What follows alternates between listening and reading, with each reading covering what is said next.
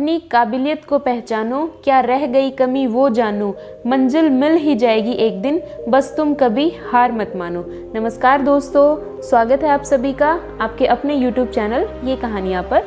तो चलिए फिर आज की हमारी कहानी शुरू करते हैं। एक राजा के दरबार में एक अजनबी इंसान नौकरी मांगने के लिए आया। उससे उसकी काबिलियत पूछी गई तो वो बोला कि मैं आदमी हो चाहे जानवर, शकल देखकर उसके बारे में बता सकता हूँ।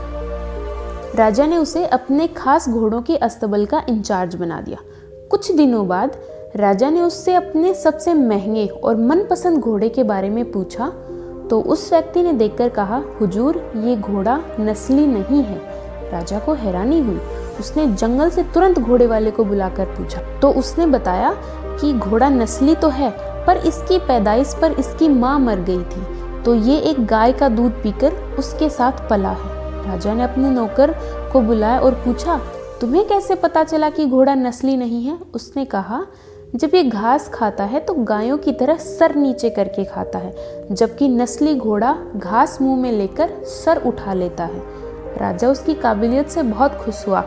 उसने नौकर के घर अनाज, घी, मुर्गे और अंडे बतौर इनाम भिजवा दिए और उसे अपने महल में तैनात कर दिया। चंद दिनों बाद राजा ने उससे अपनी रानी के बारे में राय मांगी। उसने कहा, तौर तरीके तो रानी जैसे हैं लेकिन पैदाइशी नहीं है। राजा के पैरों तले जमीन निकल गई। उसने अपनी सास को बुलाया और मामला उसको बताया। सास ने कहा, हकीकत ये है कि आपके पिताजी ने मेरे पति से हमारी बेटी की पैदाइश पर ही रिश्ता मांग लिया था, लेकिन हमारी बेटी 6 महीने में ही मर गई थी। लिहाजा हमने आपके रजवाड़े से करीबी रखने के लिए किसी और की बच्ची को अपनी बेटी बना लिया। राजा ने अपने नौकर से पूछा कि तुमको कैसे पता चला ये बात? उसने कहा, रानी साहिबा का नौकरों के साथ सुलूक गंवारों से भी बुरा है। एक खानदानी इंसान का दूसरों से व्यवहार करने का तरीका होता है।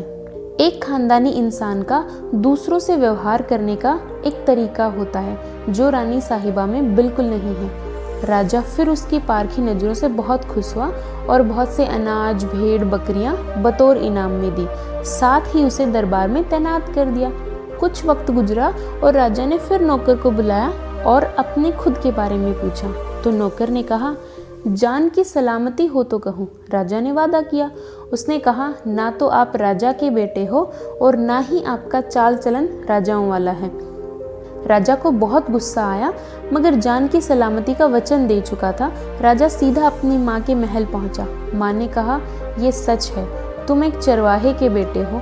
हमारी औलाद नहीं थी तो तुम्हें गोद लेकर हमने पाला है। राजा ने वापस से नौकर को बुलाया और पूछा, बता तुझे कैसे पता चला?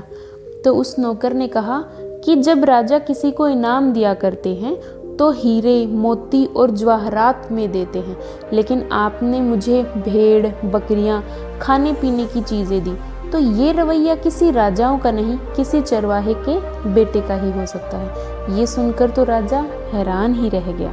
तो इस कहानी से हम ये सीख सकते हैं कि किसी इंसान के पास कितनी धन दौलत, सुख समृद्धि, रुतबा, बाहुबल है, ये सब उसका बाहरी दिखावा है। इंसान की असली पहचान उसकी नीयत और उसके व्यवहार से होती है।